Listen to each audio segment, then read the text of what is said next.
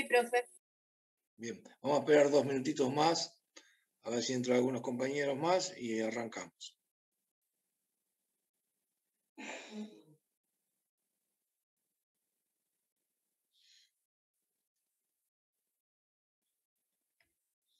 La clase número 10, así que desconecto la grabación y arrancamos.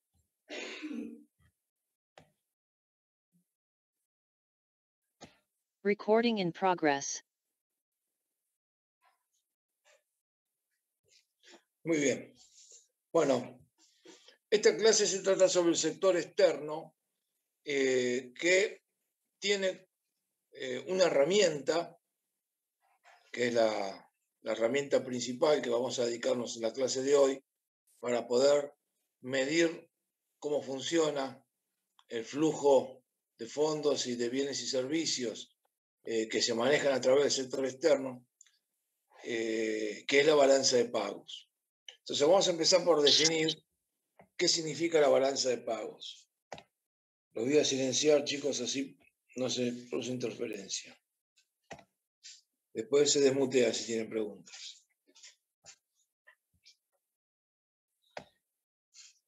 Bueno, vamos a definir a la balanza de pagos como aquella herramienta contable de la contabilidad nacional que permite registrar todas las transacciones entre residentes y no residentes de un país.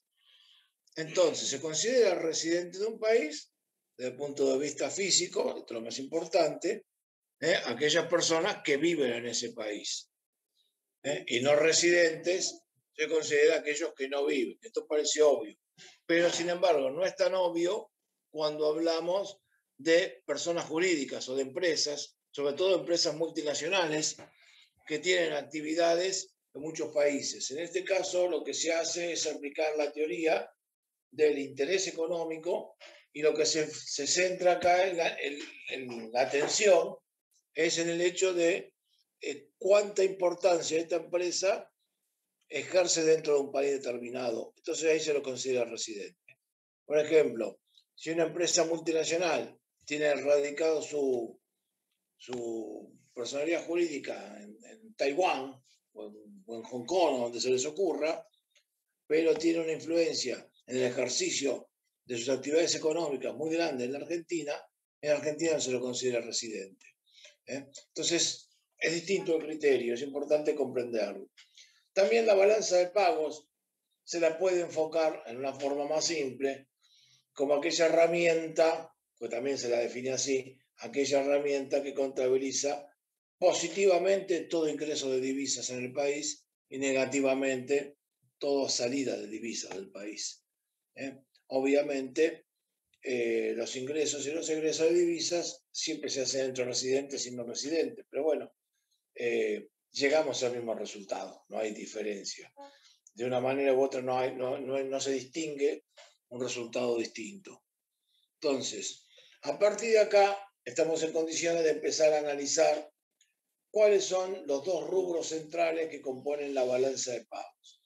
Los dos rubros presentales que nos tenemos que concentrar, el primero es la cuenta corriente, que nos vamos a abocar ahora inmediatamente a analizarla.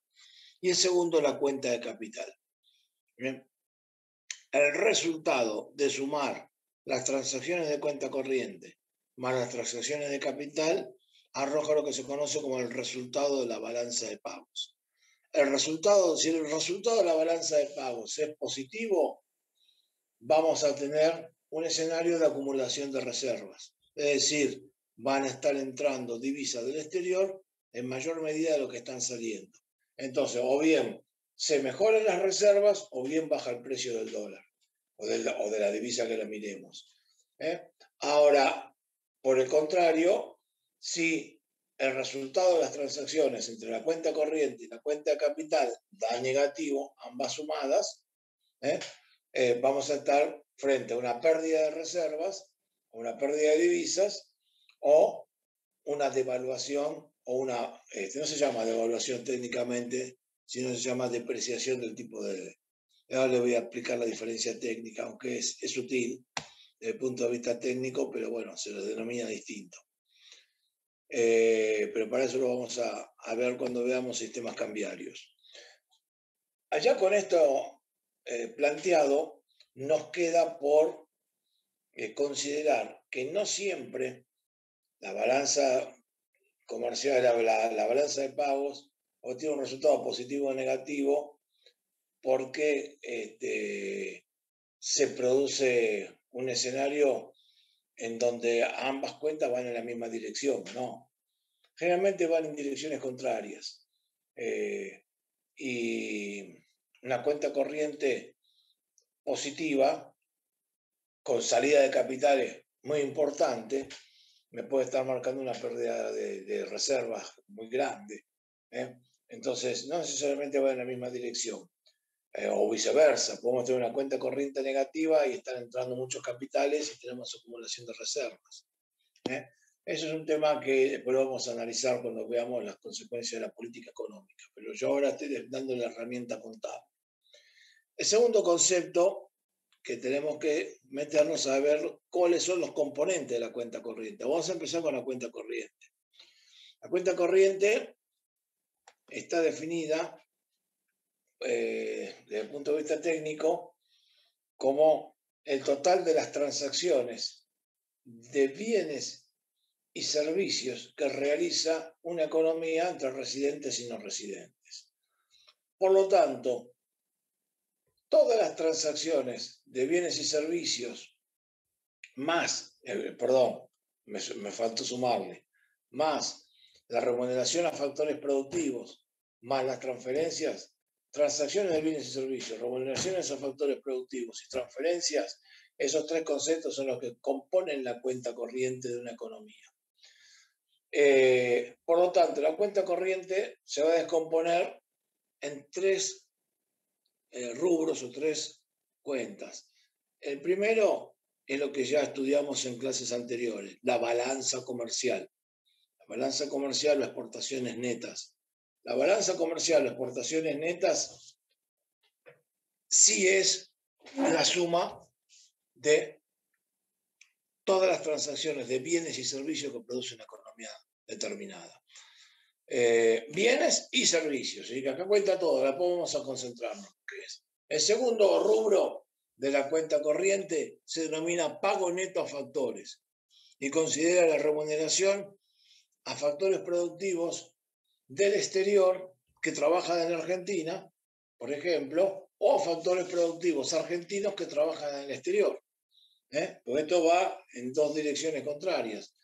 Y esto está referido tanto al trabajo como al capital. Ahora vamos a especificarlo.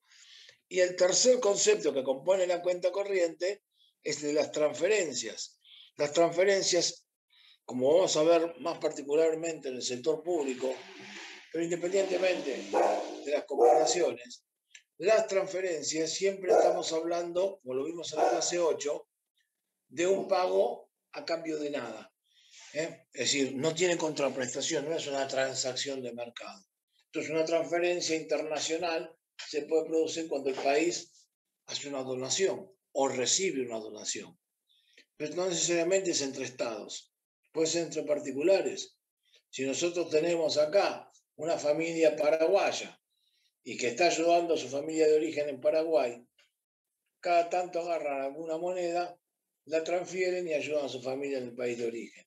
O sea, al revés, tenemos familiares que están en Europa, cobran en euros y acá estamos pasando miseria, cada tanto nos mandan una remesa de euros y tenemos ahí una transferencia que obviamente es gratuita, como su nombre lo indica, ¿no? Entonces ahí tenemos definidos los tres conceptos que componen la cuenta corriente.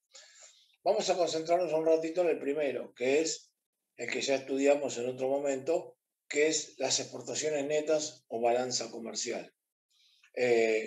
Las exportaciones ingresan divisa, las importaciones sacan divisas. Entonces, una cuenta corriente tiene un primer componente que es la balanza comercial. Si esa balanza comercial es positiva, quiere decir que estamos ingresando divisas al país y se va a computar de esa manera. Y también me está indicando algo que ya estudiamos en macroeconomía en la clase 8, en las cuentas nacionales. Me está diciendo que del total de bienes producidos en el país, bienes y servicios producidos en el país, el PBI, estamos absorbiendo una parte más chica. ¿Por qué? Porque la otra diferencia la estamos exportando, nos relacionamos con el comercio exterior, son los bienes que colocamos en el exterior, neto de importaciones, ¿no? Entonces, o viceversa, si nosotros nos enfrentamos a una situación en la que la balanza comercial es negativa, puede darse el caso que el PBI tenga un tamaño determinado y la absorción, que ya sabemos lo que es, repasen la clase 8, consumo más inversión más gasto, y la absorción por ahí está por encima del nivel de producción, como pasó en el gobierno de Macri, por ejemplo, o como pasó en una etapa en el gobierno de Cristina. Entonces, si el país está absorbiendo bienes y servicios por encima de lo que produce, la única manera de resolverlo es trayendo esos bienes y servicios del exterior. Y entonces ahí la balanza comercial da negativa. Obviamente, quiere decir que estamos viviendo de bienes ajenos producidos en otro lado. Entonces, pues vamos a ver cómo se relaciona todo el escenario junto, pero tenemos que entender de qué se trata o qué significa económicamente un resultado determinado en la balanza comercial. Después vamos a relacionar todos estos conceptos con la macroeconomía de nuevo, pero a través de lo que se llama el análisis del balance el balance del ahorro o el modelo de brechas,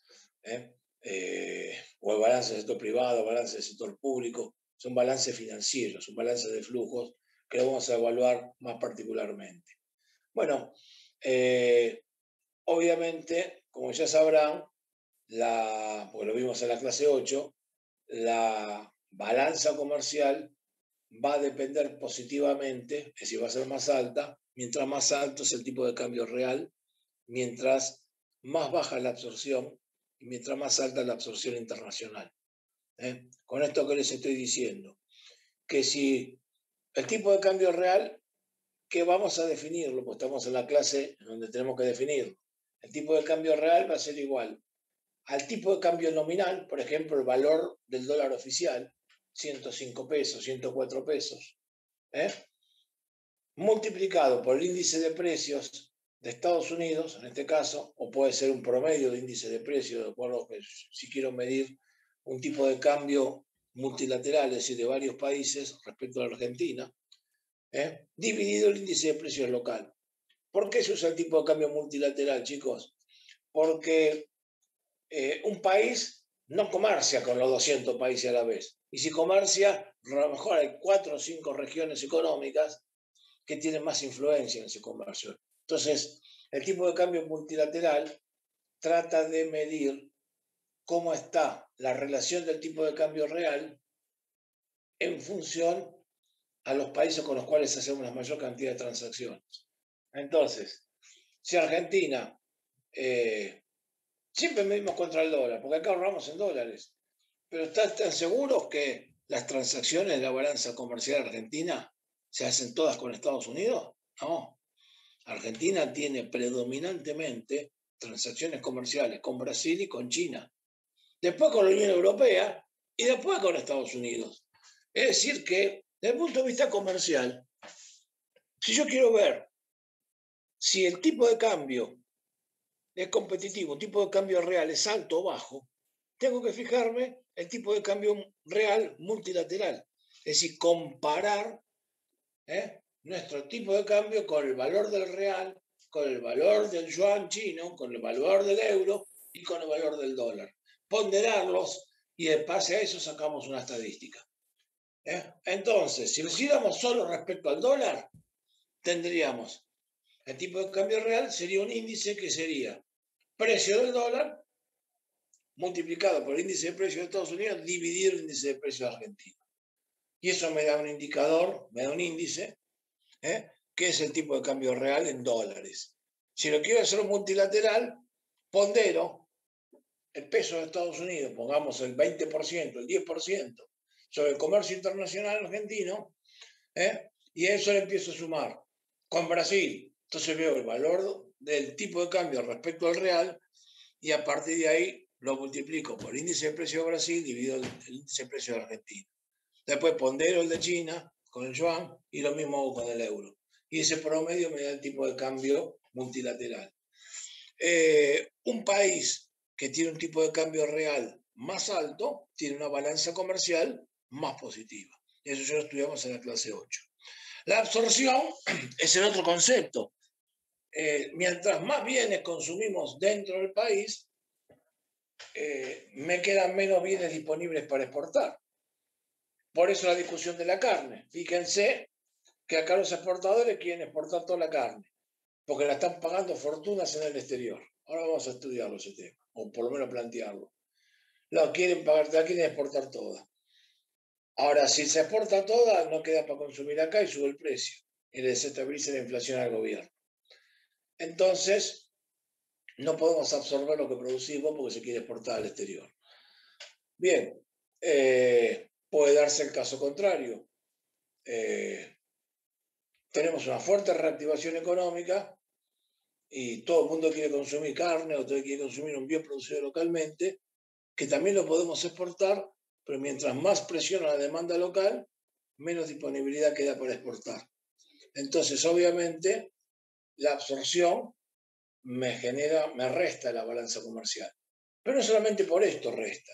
Resta porque es importante entender por la naturaleza de la globalización y por la naturaleza en la que la Argentina está metida en este sistema, es importante comprender que cada bien que producimos en la Argentina, desde el punto de vista manufacturero, tiene un componente importado. Hasta la soja, porque usamos tecnología importada, usamos fertilizantes, usamos de todo tipo de insumos importados.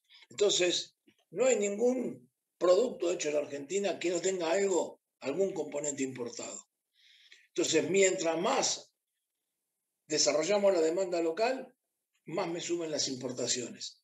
Las importaciones son un porcentaje de la producción local siempre. Entonces, mientras más absorbemos, más importamos. Entonces, no solamente exportamos menos, sino que importamos más. Entre ambos conceptos me deterioran la balanza comercial. Y por último, el tema de la absorción externa, que otra vez el tema de la carne. La absorción externa me juega a favor de la balanza comercial si sube y en contra si resta.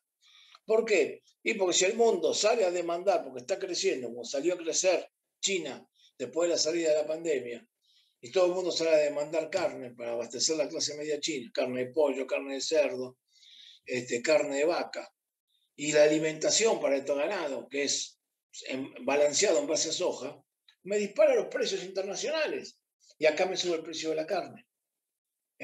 Pero ¿qué ocurre? Mientras mayor sea la absorción que generaron los chinos en el mercado internacional, más dólares me entran en Argentina, porque lo exporté. ¿Me sube el precio local? Sí.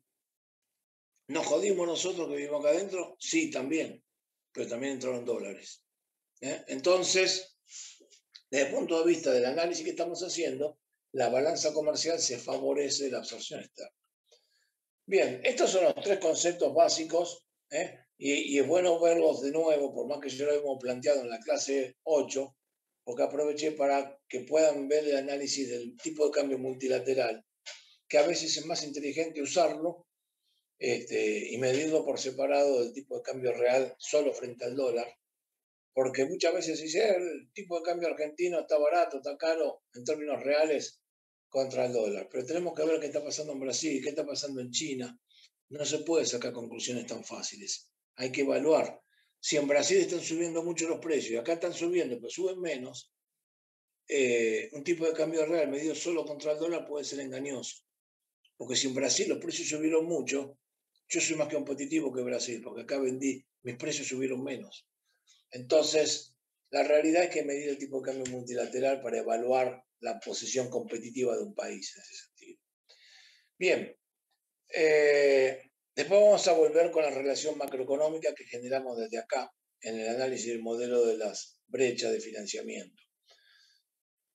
El siguiente concepto que compone la cuenta corriente es el concepto del pago neto a factores, que en la clase lo definimos como PNF, pago neto a factores. Acá entra todo tipo de rentabilidad que implique remuneración al uso de un factor productivo, ya sea capital intelectual o físico, por ejemplo, una patente medicinal. No, una patente no va acá, chicos. Capital. Por ejemplo, el pago de intereses. Por ejemplo, porque la patente principal es transacción de servicios. Estáis pagando un servicio. Va en la balanza comercial. Las patentes medicinales, las licencias de fabricación, los royalties, todo ese tipo de invisibles se computan en la balanza comercial en este momento. Y por el otro lado, la remuneración al factor capital, ya sea pago de intereses, porque estoy usando plata prestada, o porque una empresa multinacional invirtió en Argentina y quiere cobrar sus dividendos. Eso es remuneración al capital fijo que pusieron acá. Bien, eso va en el pago neto a factores. También va al revés, no solamente sale la plata. Argentina tiene empresas de origen argentino que son multinacionales, que después habremos que discutir todas las trampas que hacen para no dejar la plata acá. Pero Argentina tiene empresas como Arcor, Techin, el Grupo Bulgeroni, Molinos Río de la Plata, que son empresas de origen nacional que están internacionalizadas, son multinacionales argentinas. Si esas empresas invirtieron en un gasoducto en Tayikistán, como le pasó al Grupo Bulgeroni, si reparte dividendos allá, lo tienen que ingresar en Argentina. Y es un pago neto a factores de carácter positivo, en este caso factor capital. Pero no nos quedemos solamente con las relaciones con respecto al capital. El pago neto a factores también es respecto al trabajo. Entonces, si nosotros tenemos un gerente de una empresa multinacional yanqui que trabaja en Argentina, y el tipo va a cobrar su sueldo en dólares acá y lo va a transferir a su país, es un pago neto a factores. También es viceversa. Si el gerente de Arcor, que está en España, le van a pagar el sueldo allá y lo transfieren acá en Argentina, lo cobran en Argentina, pero vienen dólares del exterior, es un pago neto a factores. Entonces, el pago neto a factores implica remuneración al factor capital o al factor trabajo. Cuando hablamos de remuneración al factor capital, puede ser en concepto de intereses o puede ser en concepto de dividendos. Por otro lado, el último concepto que entra en la cuenta corriente son las transferencias, que es un ejemplo fácil de ver, aparte es menos relevante que los otros, y es el ejemplo que les di hace un ratito.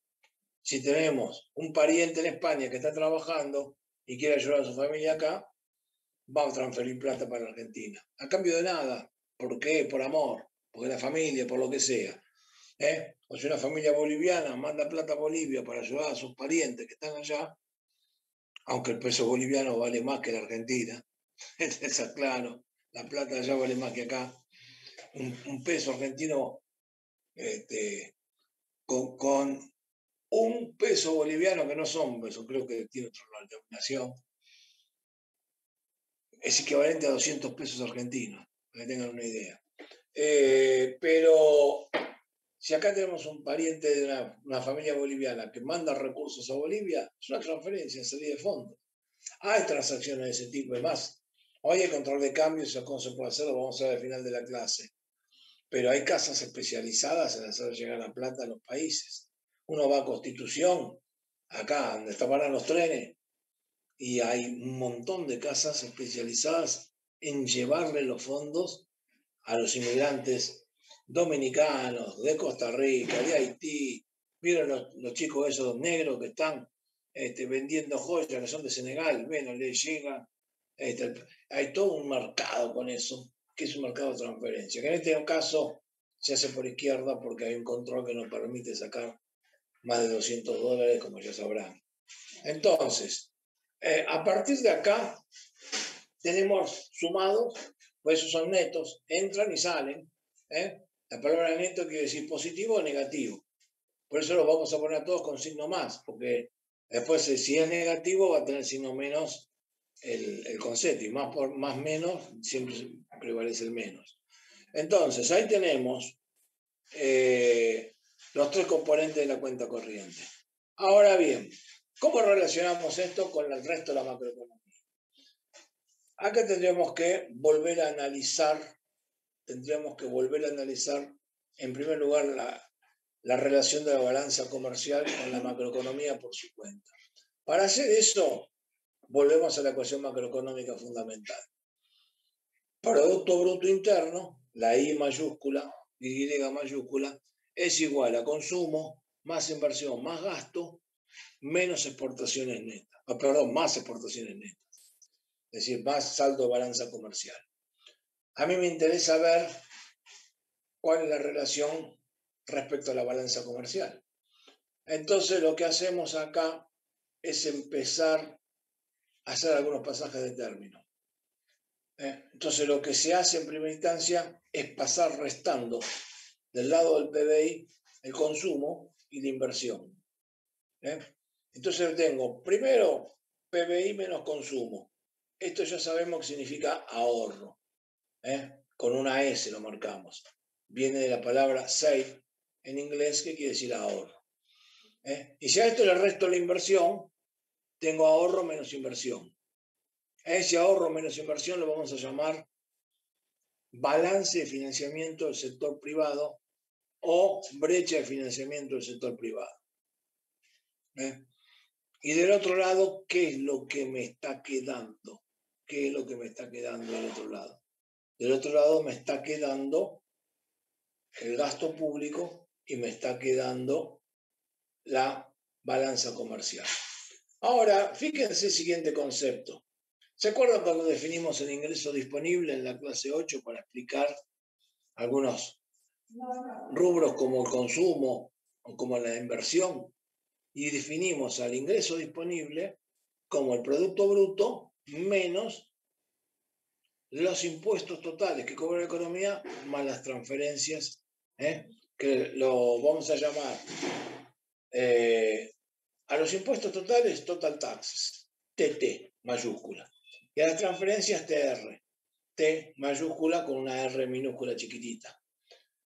Las transferencias es la guita que el Estado paga a cambio de nada, básicamente en el sistema jubilatorio, por ejemplo. Entonces, ¿por qué lo defino por separado? Porque a mí me interesa ver el concepto de ingreso disponible, que es la plata que me queda en el bolsillo después de la producción.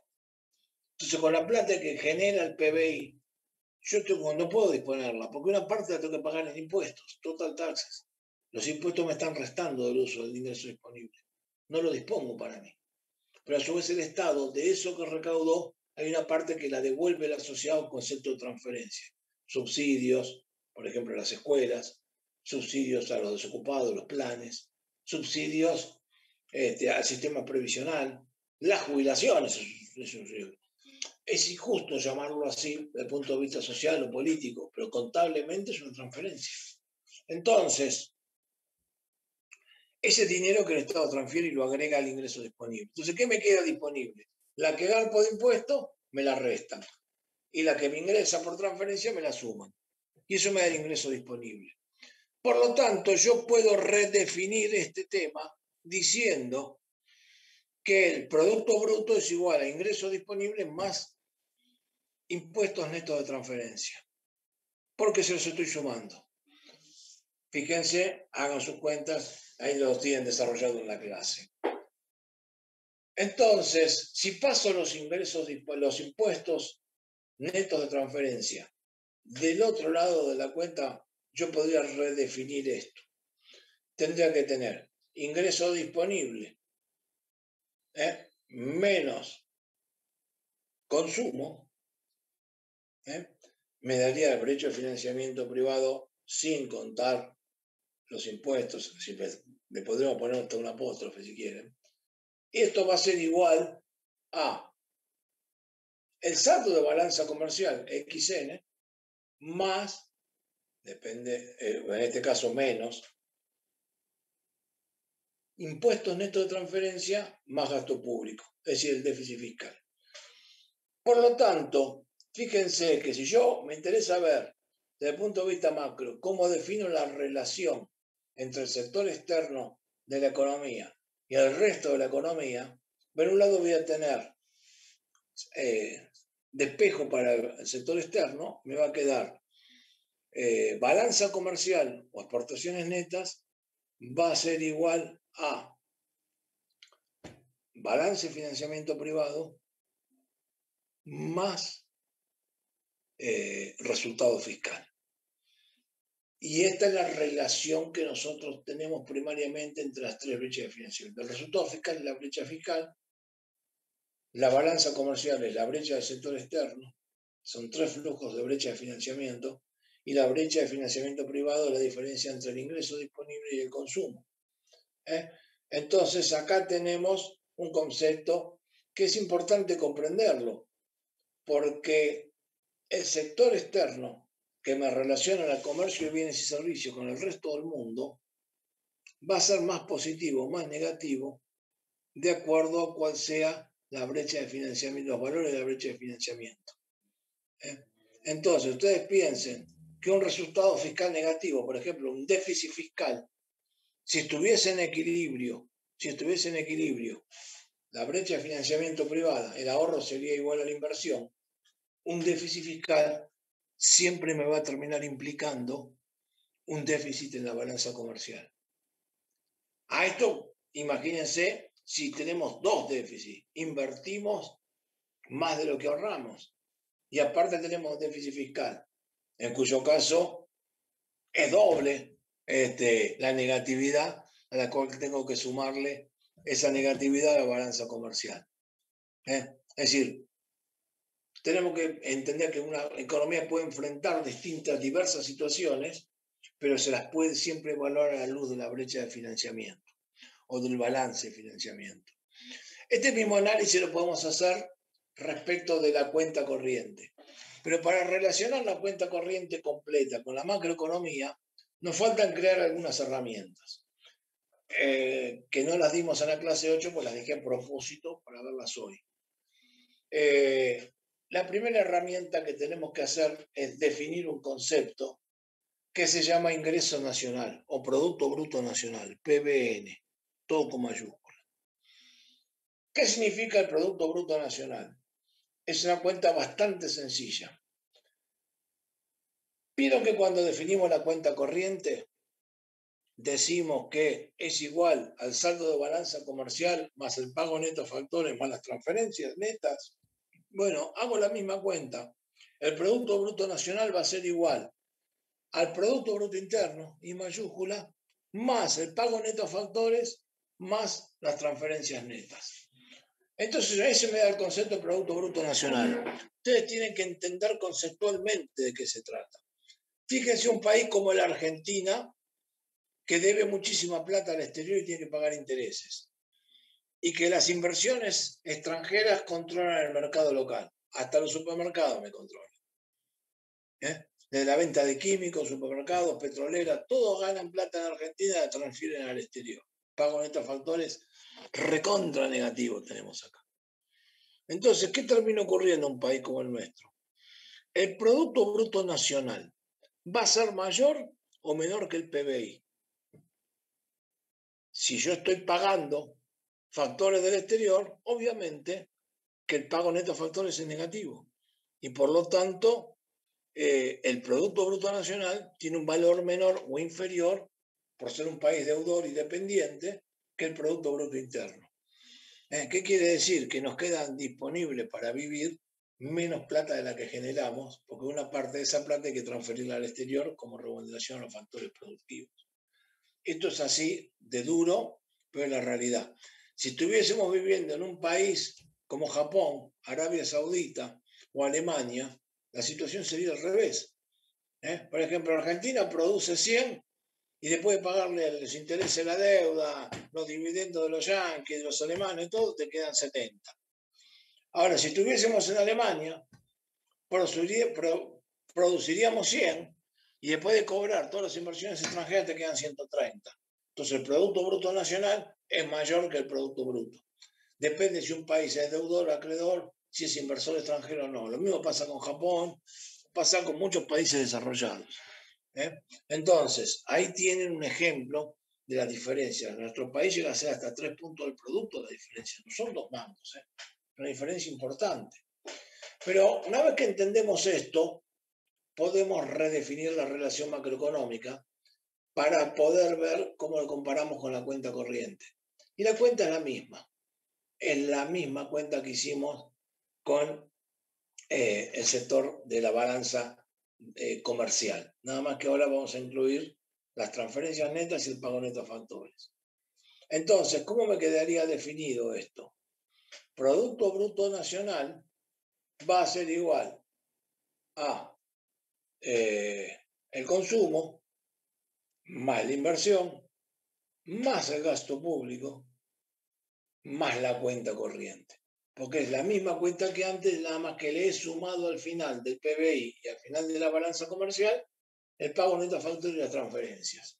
Lo redefino, uno lo empiezo a llamar Producto Bruto Nacional y al término que me relaciona al sector externo lo voy a llamar cuenta corriente.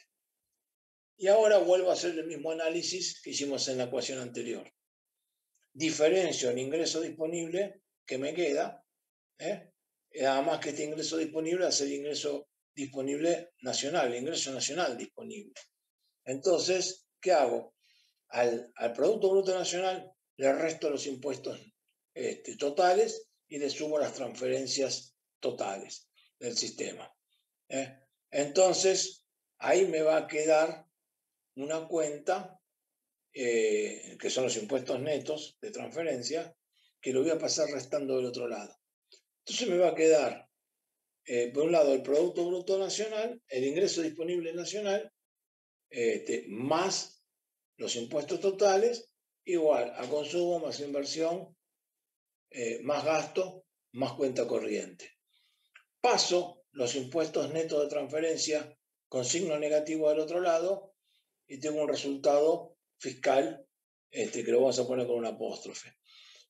Y del otro lado paso restando el consumo y la inversión y voy a tener también una brecha de financiamiento privado, lo vamos a poner un apóstrofe, y si ya usaba un apóstrofe antes ponemos 2, el tema es saberlo diferenciar, es una cuestión de denominación nada más, y ahí tenemos la brecha de financiamiento privada que va a ser igual al resultado fiscal, en este caso que es negativo porque tengo los impuestos netos restando, o el déficit fiscal, o el resultado fiscal con signo menos, más el saldo de cuenta corriente.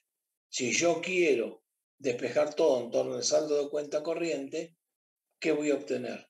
Voy a obtener el saldo de cuenta corriente va a ser igual a la brecha de financiamiento privado o el balance de financiamiento privado más el resultado fiscal.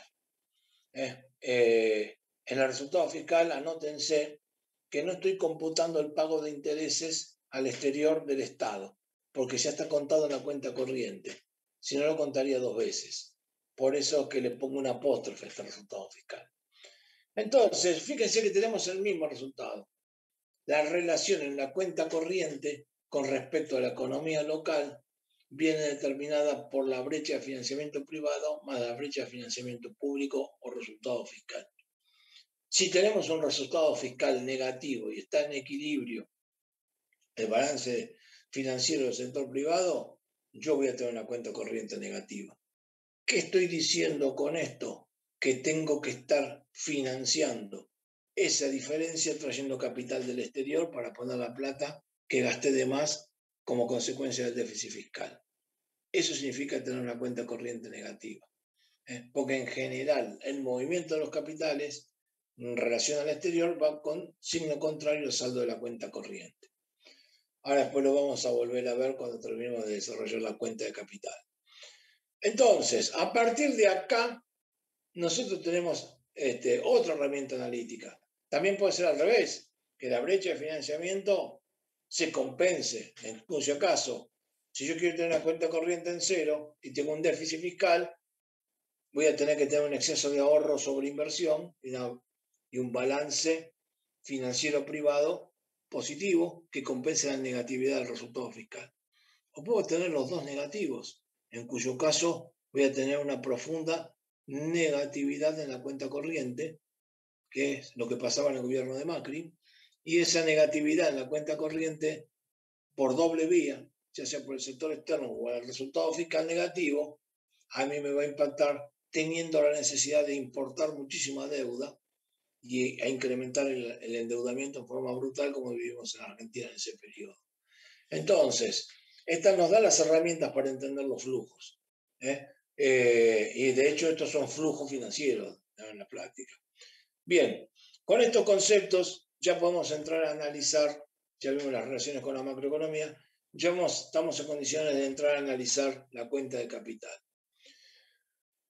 La cuenta de capital es el segundo rubro que estudiamos en la balanza de pagos y obviamente implica la entrada y salida de divisas producida como consecuencia de la compra-venta de activos de carácter nacional o extranjero en una economía determinada.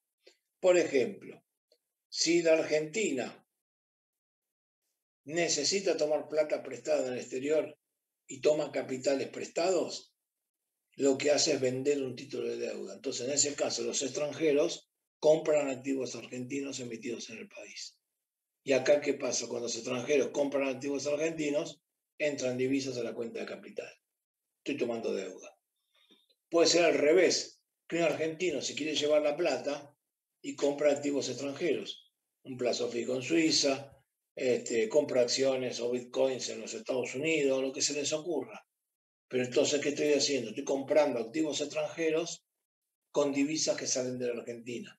Entonces, esto es una salida de capitales. Dentro de los conceptos de ingreso y salida de capitales, tenemos cosas que hay que aclarar. Por ejemplo, nosotros veíamos en la primera etapa de la clase que considerábamos que si yo voy a pagar, por ejemplo, le voy a pagar a Pfizer por el uso de su patente medicinal para fabricar una vacuna, o le voy a pagar a Microsoft para usar la licencia de Windows, o le voy a pagar a cualquier empresa del mundo como Coca-Cola para usar su marca, en ese caso yo estoy haciendo una transacción de servicios. Estoy comprando un servicio que me lo está proveyendo otra persona. Lo mismo pasa con provisión de tecnología. Ahora, distinto sería el caso en donde, por ejemplo, si Argentina se reúne con Pfizer y le dice, te compro los derechos directamente, yo voy a ser el nuevo dueño de la patente medicinal. Esa compra de un derecho regulado internacionalmente, que pasa de dueño o deja de ser alemana para ser argentina, o yanqui para ser argentina, ¿qué va a ocurrir? Es una transacción de capital. Para Argentina es una salida de capital, para los alemanes es un ingreso de capital. Lo mismo pasa cuando se compra o se venden los derechos de un jugador, de un pase de fútbol.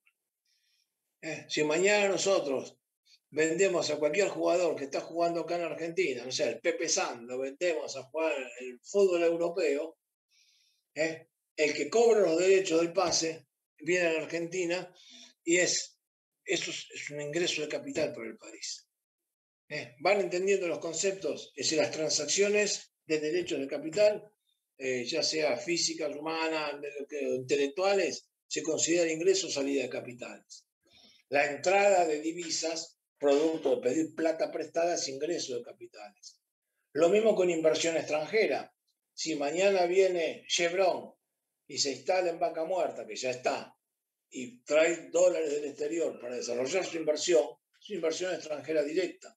Y esa inversión extranjera directa desarrollada por Chevron es un ingreso de capitales. Viceversa, si Argentina, con el grupo Molino Río de la Plata, invierte plata para hacer fideos en Brasil, bueno, que de hecho lo hace, eso es una salida de capitales, porque está invirtiendo en otro país. A ver, hay un concepto que es importante que lo comprenda. Dentro del concepto de salida de capitales y de ingreso de capitales está la inversión especulativa que se hace. ¿Qué significa la inversión especulativa? Por ejemplo, si ustedes tienen desconfianza que va a pasar con Argentina después de las elecciones y el lunes salen corriendo a la mañana a una cueva cualquiera y compran dólares para cubrirse y esconden los dólares abajo del colchón, que no es un lugar muy seguro porque los chorros van directamente ahí hoy,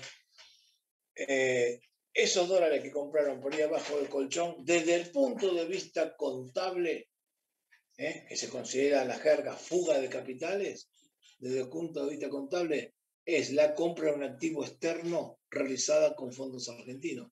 Entonces es salida de capitales. Y de hecho, la cuenta de capital tiene un rubro puntual para analizar esto que se llama formación de activos externos. Si la formación de activos externos es muy grande, tenemos una gran fuga de capitales. También puede darse el caso al revés, que Argentina está rindiendo mucha guita, entonces entren dólares especulativos al país, como pasaba en la época de Macri, en la época de Cavallo o en la época de la dictadura militar. Se han hecho fenómenos parecidos por la rentabilidad. En la época se llamaba bicicleta financiera, ahora le dicen carry trade. Me cambiaron el nombre, más cheto, pero en definitiva es la misma cosa. Con esto tenemos las herramientas para entender ya toda la balanza de pagos. Fíjense, si la cuenta corriente es negativa, vamos a tener, por lo que estudiamos recién, una cuenta de capital que va a ser positiva. Porque tengo que pagar ese agujero. Tengo dos soluciones para pagar ese agujero. O traigo dinero del exterior de capitales, neto, o liquido reservas. Por eso que la balanza de pagos es el resultado de la cuenta corriente más menos la cuenta capital, pero si eso no alcanza, tengo que liquidar reservas, o si me sobra, estoy engrosando las reservas. Entonces, siempre la balanza de pagos me va a implicar un resultado respecto al nivel de reservas que tengo. Por el otro lado, si tenemos un sistema cambiario en donde no hay que defender ninguna paridad, como vamos a ver en un rato, puede ser que un excedente de balanza de pagos se convierta en una caída del precio de la moneda extranjera. ¿Por qué? Porque sobran dólares, baja el precio. O un déficit, la balanza de pagos, se convierta en que suba el precio del dólar. ¿Por qué? Y porque me están faltando dólares, entonces sube el precio. Ahora, si el país tiene una paridad que la defiende, como lo vamos a ver en un ratito, eso implica entrada o salida de reservas. Bien, ahí tenemos todo el flujo financiero completo y la relación con la macroeconomía. Pero siempre es importante ver que la cuenta corriente va en dirección contraria a la cuenta capital. Si yo tengo una cuenta corriente positiva, por la cuestión que vimos en las brechas de financiamiento, voy a terminar teniendo una cuestión con la cuenta capital en la dirección contraria. Bien, a partir de acá ya tenemos vista la relación con la macroeconomía, definimos la cuenta corriente en sus distintas formas, la balanza comercial, la analizamos, la volvemos a relacionar con la macroeconomía. Ya vimos la diferencia entre el ingreso nacional o PBI nacional. ¿Qué nos queda ahora por enfocar? Nos queda por enfocar los distintos sistemas cambiarios que existen. Hay más cosas, ¿no? Pero este es el próximo punto. En el mundo existe, le dije que vamos a hablar un ratito, este es el ratito. Un sistema cambiario puede ser, debido a los dos arquetipos básicos. En el medio podemos hacer cualquier combinación. Existen dos tipos de arquetipos de sistemas cambiarios. El sistema cambiario de tipo de cambio fijo y el sistema cambiario de tipo de cambio flexible o variable. En el sistema de tipo de cambio fijo, lo que hace el Estado es define un precio de la divisa extranjera. Y a ese precio, por ejemplo, en Argentina en el 1 a 1, un peso, un dólar. Entonces, ¿qué se hacía? El Banco Central de ese país va a comprar y a vender todo lo que le tiren a ese precio que fijó por su propia voluntad.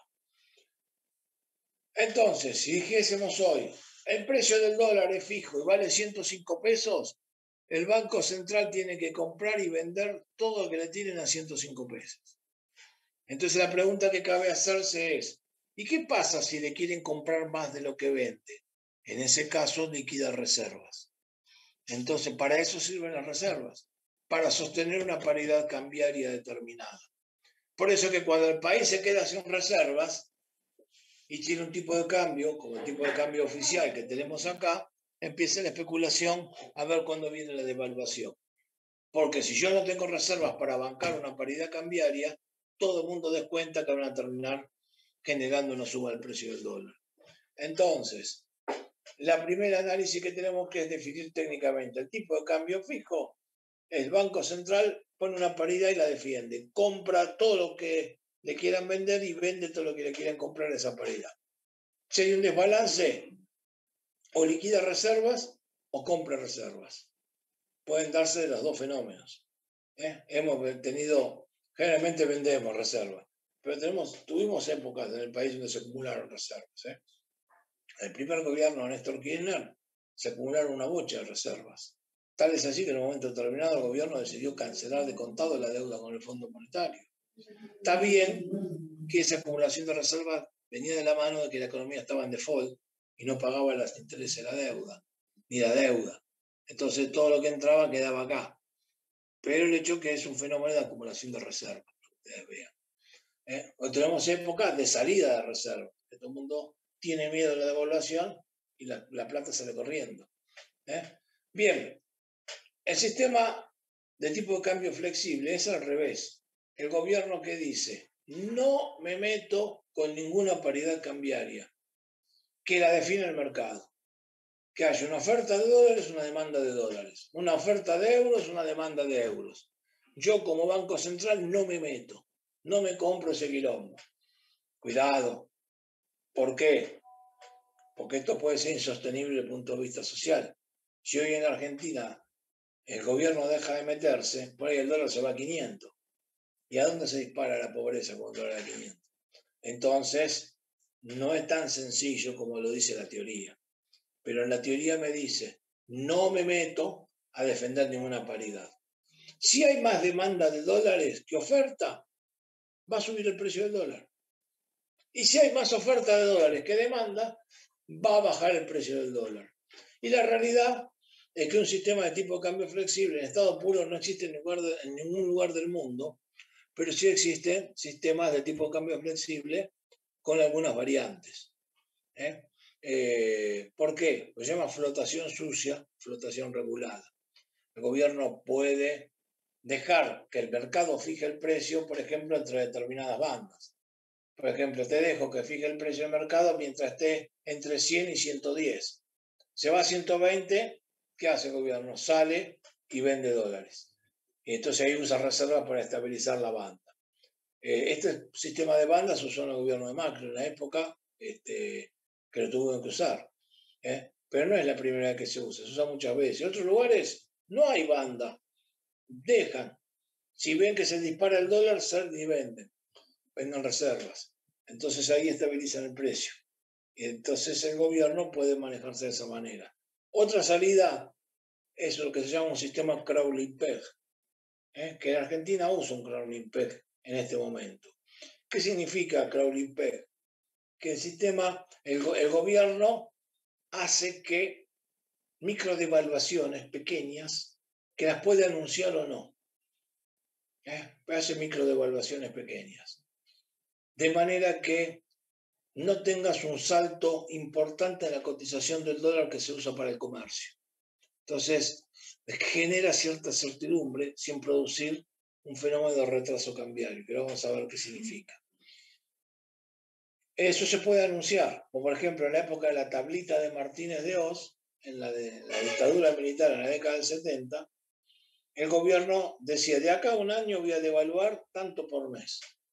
Entonces, los agentes económicos, eso fue un plan antiinflacionario que fracasó, tenían que formar expectativas sobre cuánto iba a valer el dólar. Claro, ¿qué pasó? Devaluaban al año un 10% y la inflación subió un 50%. Conclusión, terminamos con un atraso brutal. El tipo de cambio real se derrumbó y al derrumbarse el tipo de cambio real, la balanza comercial voló por el aire, totalmente negativa, que terminó con un proceso de endeudamiento que dio origen a la deuda externa que todavía estamos pagando hoy. Bien, pero puede hacerse, el crawling peg en Argentina se creó durante el gobierno de Ilia, también se puede hacer con microdevaluaciones sorpresivas como ocurre en la actualidad. Guzmán aplica este modelo hoy. Es decir, el Banco Central cada tanto toca el tipo de cambio oficial y no se sabe qué día lo va a tocar ni cuánto. Uno sabe que lo están subiendo poquito, porque la inflación es del 3, incluso del 4, y el tipo de cambio sube entre el 1 y el 2. Entonces sabemos, por lo que proyectaron en el presupuesto, que a lo largo del año va a andar cerca del 30% la devaluación. Pero sabemos que la inflación es más que eso. Entonces, de esa manera, trataron de usar el dólar como ancla antiinflacionaria, porque si no se hubiera disparado mucho más, pero por el otro lado, los precios, pero por el otro lado, no anuncian cuánto van a devaluar, simplemente lo hacen de forma sorpresiva. Consecuencia de esta situación, los agentes económicos tratan de anticiparse.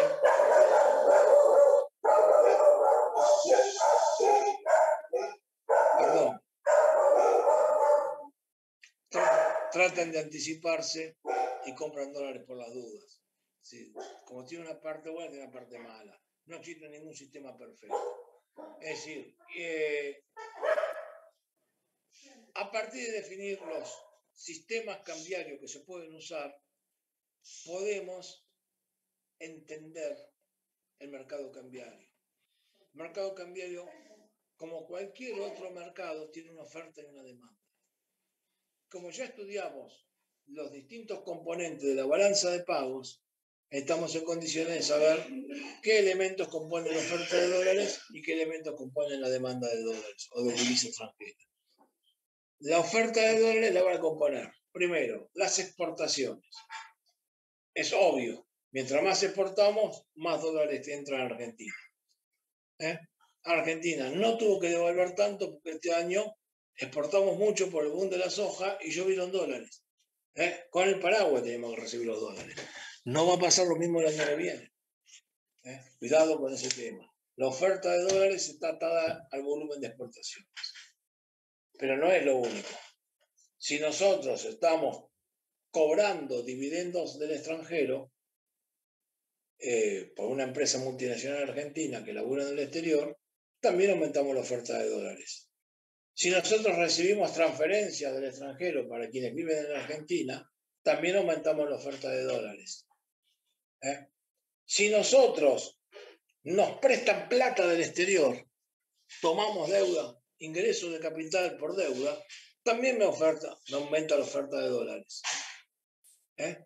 Y si viene una empresa del exterior a hacer una inversión en Argentina, por ejemplo, a desarrollar Vaca Muerta o abrir una planta de Toyota, también me aumenta la oferta de dólares. Es decir, que la oferta de dólares yo la puedo aumentar por los aumentos de exportaciones, pago neto a factores, transferencias e ingreso de la cuenta de capital. Esto significa un incremento en la oferta de dólares. En la demanda de dólares es exactamente lo contrario. ¿Qué me aumenta la demanda de dólares? Un crecimiento de las importaciones, un pago neto a factores del exterior que trabajan en Argentina, ya sea capital o trabajo, deuda o dividendo de una multinacional, no el pago de la deuda, sino el pago de los intereses de esa deuda, o los dividendos de una multinacional. Las transferencias, porque tenemos una familia boliviana que transfiere a Bolivia, o una familia ucraniana que transfiere a Ucrania, no importa el origen, el dinero sale de acá. ¿Qué más genera una demanda de dólares? La salida de capitales. La salida de capitales, como ya vimos, puede implicar la compra de dólares para especular, guardando dólares abajo del colchón, como les dije, se computa como salida de dólares, pero también una inversión en el extranjero realizada por una empresa argentina o un préstamo realizado por un residente nacional en el exterior. Por ejemplo, mi hermana que vive en España me pide plata prestada, le mando los dólares. Es una salida. En ese momento el dinero sale. O yo quiero abrir una filial de mi empresa en Brasil, salen los dólares porque es buena inversión allá. Entonces, la verdad que a ambas fuerzas hay que ver cómo están actuando. En la Argentina se actúa mucho en la salida de capitales, en la formación de activos externos. Es terrible cómo presionan el mercado del blue. Ahora bien, nosotros tenemos que evaluar cómo están moviéndose la oferta y la demanda y en base a eso ir tratando de entender qué es lo que pasa con el precio. Y ya sabemos cuáles son los componentes de la oferta y de la demanda de dólares para determinar en qué punto de equilibrio puede cerrar. Hay que cuantificar cómo vienen las transacciones en cada uno de estos rubros. El otro concepto importante que está relacionado a lo que vimos en el mercado cambiario es que el gobierno puede intervenir en el mercado cambiario regulándolo a partir de lo que se llama control de cambios, que puede ser un control de transacciones financieras y de capitales o un control del sistema comercial. Por ejemplo, te dejo importar determinada cantidad de cosas o no. Entonces, la realidad es que el control de cambios es una forma de intervenir. No hay ningún país del mundo que no tenga algún grado de control de cambio. Es mentira que el mundo funciona libremente. Funcionará libremente para el que tiene la maquinita de imprimir dólares. Pero los países que no tienen la maquinita de imprimir dólares tienen que hacer algún grado de control. Por ejemplo, siempre se pone el paradigma de Chile, que es una economía libre. No, si ustedes quieren llevar un capital a Chile, los obligan a dejarlo por lo menos 3 años. ¿Por qué? Porque se trata de evitar la inversión especulativa. Porque la inversión especulativa es peligrosísima para un país. Les voy a poner un ejemplo con cosas que ocurrieron en Argentina hace menos de 4 años atrás. El carry trade, que se lo nombré hace un rato. A ver, vamos a poner un ejemplo ficticio. Después le podemos poner algunos cambios. Es para que entiendan la mecánica. Supongamos que tengo un tipo de cambio fijo. Lo dejo el tipo de cambio a 100 pesos. Entonces, viene un inversor extranjero, el fondo BlackRock, el fondo Templeton o cualquier fondo de inversión internacional, entra a la Argentina y dice, voy a traer $1.000 millones. Fenómeno, ¿cuánto vale un dólar? Les dije, 100 pesos un dólar. Entonces, ¿cuántos millones de pesos me van a entrar? 100.000 millones de pesos. Entran 100.000 millones de pesos a la Argentina. ¿Correcto? Si tengo un tipo de cambio fijo, porque tengo el precio a 100 pesos un dólar, yo le entrego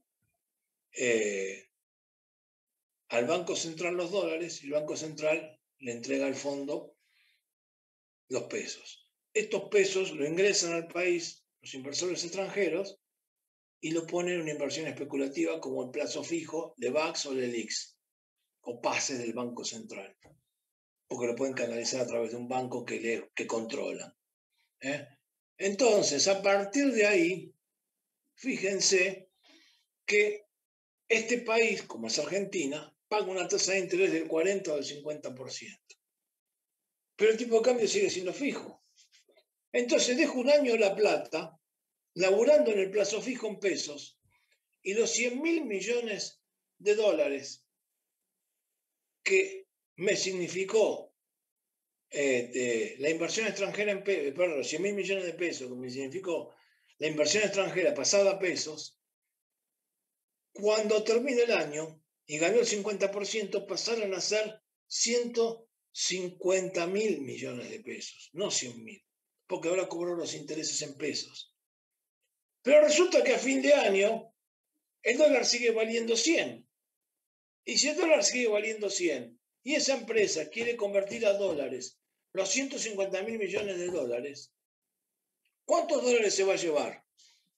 1.500 millones de dólares. ¿Cuánto trajo para invertir en la Argentina? 1.000 millones. Se ganó un 50% en dólares sentado en una silla cruzado de brazos.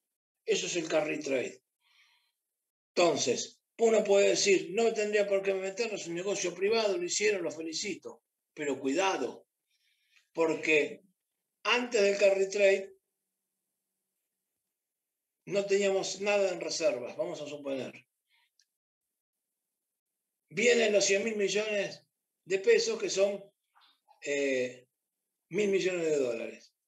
Esos 1.000 millones de dólares entran en las reservas. Cuando termina el carry trade, ¿cuántos millones de dólares se van a llevar? 1.500. Si yo no tenía ninguna reserva, me hacen volar por el aire. Y si tenía reservas, se las llevan al exterior. Esto es lo que pasó en el gobierno de Macri. Ese carry trade destruyó la economía argentina, porque se llevó las reservas, y más, como ya desconfiaban que se caía el sistema, se pidió la plata al Fondo Monetario para rescatar a los inversores extranjeros que quedaron atrapados en pesos y se lleven lo que quedaba de dinero antes que la devaluación se los coma. Y por eso Estados Unidos puso la plata en el fondo para arreglar este quilombo. Entonces, para que tengan una idea cómo funciona el mundo y cómo funcionan estas cosas. Entonces, si nosotros queremos hacer, muchos países, un control de cambios, está bien que los países lo hagan. No es un disparate.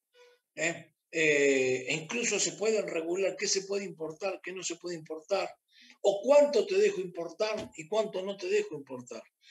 No es lo óptimo, no son las mejores soluciones. Pero el hecho es que el control de cambios en el mundo existe. Se pueden ofrecer determinadas transacciones, o se las puede controlar o se las puede limitar. Por ejemplo, Argentina tiene control de cambios. No solamente para el dinero que entra, que no puede venir por una inversión especulativa de cortísimo plazo para hacer carry trade, sino que aparte tiene control de cambios para lo que puede significar la formación de activos externos. Si ustedes quieren comprar dólares a valor oficial, el gobierno no los deja. Le pone el dólar ahorro y tienen que pagar una pérdida más cara, es un control de cambio. Y no solamente que tienen que pagar con el dólar ahorro, sino que encima tienen que enfrentar un problema adicional. No le dan más de 200 dólares. Y si ustedes quieren traer una importación, el gobierno la revisa para qué van a importar y si es necesario o no. Entonces, ese control de cambio, ¿por qué? Porque el gobierno no tiene reservas y está sentado arriba de las pocas reservas que hay para no volar por el aire. Entonces, esa herramienta de control de cambio a veces es necesaria. La otra sería, libero el tipo de cambio, que se devalúe y recompongo. Pero les aclaro una cosa, chicos, porque este es el momento de verlo. Si en Argentina, cada vez que tocamos el dólar, y no es una especulación, esto es una exactitud matemática, si tuviéramos una clase presencial se lo demuestra el pizarrón. Si en Argentina tocamos el dólar, automáticamente se derrumban los salarios. El salario real depende negativamente del precio del dólar. ¿Por qué? Porque muchos de nuestros bienes que consumimos adentro del país tienen un alto impacto del costo de bienes importados. Si toco el precio del dólar, suben los precios. Y si los salarios no los subo, se licúan. El salario real cae cada vez que toco el dólar. Y si cae el salario real, se dispara el nivel de pobreza. Si Argentina devaluara hoy una cifra importante, no la pobreza del 42, 43 que tenemos, vamos al 80 y volaríamos por el aire como sociedad. Es peligrosísimo. Entonces, a veces yo escucho a muchos economistas que van a la televisión y hablan estupideces y no tienen en cuenta la cuestión social o los equilibrios sociales básicos que tienen que preservarse en un país. Porque un país no solamente funciona en base a un Excel que me da un resultado, a un modelito macroeconómico. No, acá hay gente de carne y hueso que tiene que vivir en base a esto. Entonces hay que analizar todo el escenario, porque encima para la propia economía, si yo me desestabilizo socialmente, ya vimos que rompemos los marcos de convivencia y se rompe el software de la economía. Entonces una economía conflictiva genera inseguridad social e inseguridad jurídica y empieza una vorágine de la cual no salimos. Entonces, la economía es una sábana corta, no es fácil de manejar, para nadie.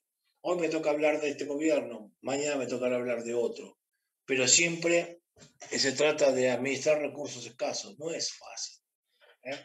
Bien, nos queda por enfocarnos ahora en un concepto que es, ya vimos control de cambio, nos quedan dos conceptos antes de terminar la clase. El primero es cómo el mercado cambiario determina los precios locales. Esto es muy fácil de entenderlo.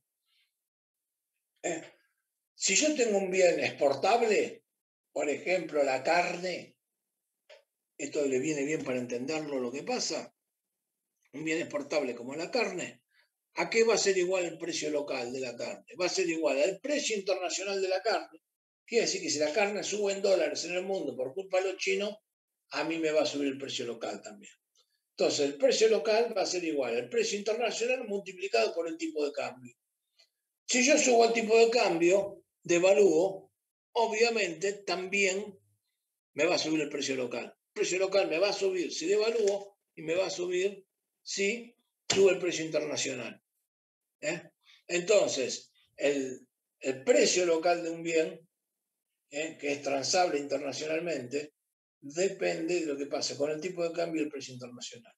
Y lo mismo pasa con el precio de los bienes importados. Por eso que un bien importado me toca siempre la canasta básica. Porque es lo mismo. El precio local de un bien importado sube el precio internacional de ese bien. Supongamos que nosotros importamos acero, sube el precio del acero, acá en la lámina de acero me va a subir de precio. Pero si toco el tipo de cambio, también me sube el precio. Y me licúa los salarios, como verán. Entonces, los precios locales tienen mucho que ver con el valor del tipo de cambio. Y esto dispara los niveles de salario real y dispara también la cuestión de los índices de pobreza. Ahora, esto es importante siempre comprenderlo, porque esta relación matemática es tal cual. Acá es una cuenta muy sencilla. Nos queda por aclarar un concepto. Cuando vimos sistemas cambiarios, porque me olvidé de decírselo. Cuando tenemos un tipo de cambio fijo y el precio del dólar, el Estado decide modificarlo, se llama devaluación. En cambio, podemos tener un tipo de cambio fijo, no lo tocamos, no devaluamos nada, pero resulta que los precios suben. Y como el tipo de cambio real es igual al tipo de cambio nominal, que es fijo, multiplicado por el índice de precios de Estados Unidos, dividido el precio local, si sube el precio local y no toqué ninguno de los otros dos, lo que tengo es retraso cambiario. Entonces yo puedo tener una devaluación o un retraso cambiario. Son los conceptos que se aplican generalmente para evaluar la relación con el tipo de cambio real en un sistema cambiario fijo. En cambio, si el sistema cambiario es flexible, lo que tenemos son dos conceptos distintos, dos términos distintos. Porque si tengo más demanda de dólares que oferta, el precio del dólar sube. A eso se llama depreciación del tipo de cambio, no devaluación. Depreciación. Son conceptos que de las dos formas me dicen sube el precio del dólar, pero técnicamente se explican por fenómenos distintos. Y si por otro lado tengo más oferta de dólares que demanda de dólares, y el precio del dólar cae porque baja de precio, como ha ocurrido en más de una ocasión en nuestro país. Por ejemplo, en el año 2003, el precio del dólar cayó de 4 a 3 pesos. Y estuvo durante varios años en esa paridad. Eso se llama apreciación cambiaria. Porque 4 pesos estaba zarpado, era muy alto. Entonces el gobierno lo dejó caer a 3. Porque tenía sobreoferta de dólares. En Brasil pasó lo mismo. Estaban 4 reales el precio del dólar, pero la diferencia es que el gobierno de Brasil de ese momento lo dejó caer a un dólar con 80. Es decir, lo dejó caer. Argentina a los 3 pesos lo frenó y te ganó más competitividad respecto a Brasil. Ese fenómeno se llama apreciación del tipo de cambio. Por último, nos queda un concepto que es muy importante, lo dejo para el final a propósito, que son las relaciones financieras que generan precios de equilibrio para relacionarme con el exterior. Ya vimos la parte comercial con el tipo de cambio real. Ahora, desde el punto de vista de la entrada y salida de dinero, de lo que es la cuenta de capitales, es central el rol que juega la tasa de interés. Porque existe una tasa de interés de equilibrio mínima básica que una economía local debe tener para no enfrentar una fuga de capitales. ¿Cuál es esa tasa de interés de equilibrio básica? Se la voy a definir y después la explicamos. Y más, le voy a dar una definición que es distinta a lo que dice la clase, porque esta clase no la escribí yo. Pero le voy a dar una definición que es un poquito distinta, más completa. La tasa de interés de equilibrio que nosotros necesitamos es la tasa de interés del mercado mundial, si la tasa de interés internacional, en el caso mundial, en este caso el 2%, 2,5%, están esos valores, más la devaluación esperada. ¿Por qué más la devaluación esperada? Porque si no tuviésemos ninguna devaluación y no hubiese ningún fenómeno de riesgo, el equilibrio sería si la tasa de interés local es igual a la internacional. Pero en Argentina devaluamos el tipo de cambio todo el día. Ustedes piensen, una persona que trae 1.000 millones de dólares a la Argentina y el dólar está 1 a 1. Entonces, dentro de 1.000 millones, tiene 1.000 millones de pesos. Ahora resulta que devaluamos a 2 pesos. Cuando esa persona que tiene 1.000 millones de pesos quiere volver a comprar dólares después de la devaluación, ya no tiene 1.000 millones de dólares, tiene 500 millones de dólares. Entonces, obviamente, si yo espero y me anticipo y veo que el gobierno va a devaluar, ¿qué hago? Salgo rajando de la Argentina y me llevo los dólares. Entonces, si el gobierno los quiere retener adentro de Argentina, esos dólares, ¿qué tiene que hacer? Tiene que disparar la tasa de interés local por encima del volumen de devaluación que espera el mercado. Entonces, si el mercado espera una devaluación del 100%, de 1 a 2, yo tengo que poner la tasa de interés en 130. Entonces, la tasa de interés es mayor que la devaluación, entonces los convenzo que se queden porque no le voy a licuar el capital en dólares. Entonces, esta es una forma de manipular los flujos financieros con el exterior, es el manejo de las tasas de interés. Hasta acá lo tienen escrito en la clase, pero le falta otro concepto, que en este momento es central en la Argentina. Y yo se lo voy a agregar ahora, que es el riesgo país. El riesgo país se define en una economía por la diferencial de precios que existe entre un bono de los Estados Unidos y el bono del país en el exterior. Por ejemplo, Estados Unidos emite un bono a 10 años en dólares y eso tiene riesgo cero. Dice, ¿por qué ellos son pagadores perfectos? No, porque emiten dólares. Entonces, si en Estados Unidos mañana el gobierno no tiene plata, va, imprime en la maquinita y paga. Entonces el riesgo de que Estados Unidos no pague es cero. Ahora, un bono argentino, solamente Dios sabe si alguien lo va a cobrar. Entonces, en ese escenario, los analistas de mercado y los operadores de mercado se cuidan como locos con respecto al precio. Se dice, bueno, fenómeno, te compro un bono argentino, pero no te lo voy a pagar como si fuera un bono a riesgo cero, porque me meto en un quilombo.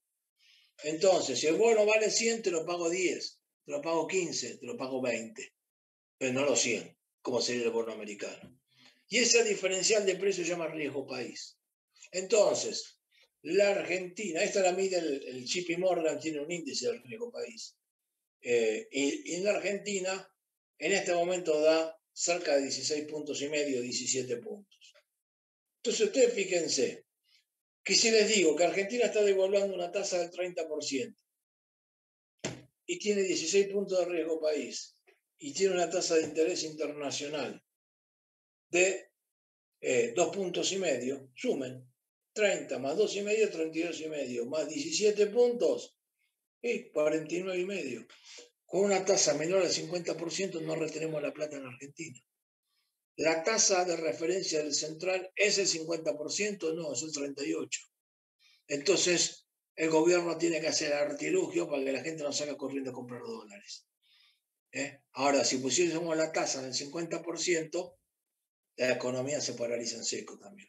Entonces, es muy difícil de manejar una situación de inestabilidad semejante. ¿Qué ocurre? ¿Qué ocurre en la práctica? Si Argentina firmase con el Fondo Monetario, son las discusiones que hay, un periodo de gracia y un dinero pagable, de acuerdo a nuestro flujo comercial habitual, la Argentina reduciría el riesgo de devaluación y reduciría el riesgo país. entonces la tasa de interés se derrumbaría y podemos tener valores cercanos al resto de América Latina, 5%, 6%, que son los valores que se manejan en el continente, y no lo que estamos pagando acá. Antes era mucho peor, chicos.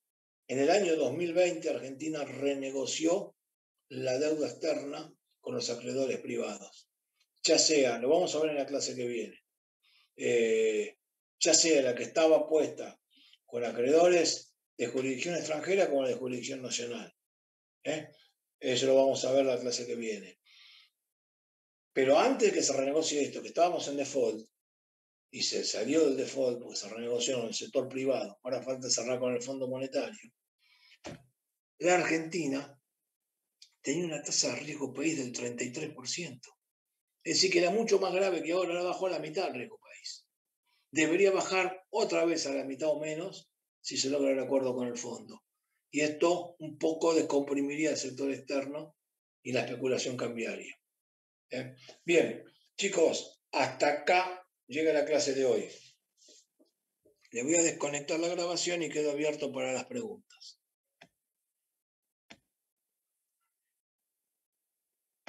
Recording stopped.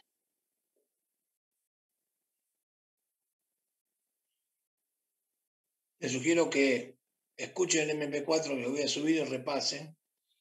Y en general, mi sugerencia es que siempre lean la clase antes de venir. Las dos clases que vienen son muy importantes, al igual que lo es esta, pero las dos clases que vienen son sector público y sector monetario.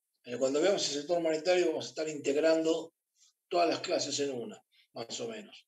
Entonces les sugiero que la lean antes de venir a la clase para entenderme mejor a mí. Y obviamente escuchen después el MP4. ¿Tienen alguna pregunta, chicos, para hacer? No, profe. Si no, quedo a disposición, me la hacen la próxima clase. Bueno, cerramos acá entonces, chicos. Buen fin de... Ok, profe. Buen fin de semana, cuídense.